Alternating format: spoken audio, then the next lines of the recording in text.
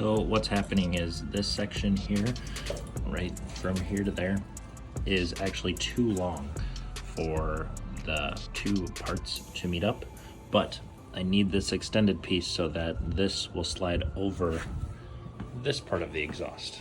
And so I think that we can get it if I just take this bracket off.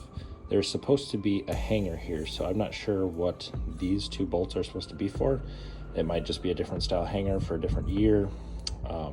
So basically, if we grind this off and we cut a little bit off of this face here and shorten this distance up here, it should work. I only need like about an inch, so let's go ahead and cut this guy off.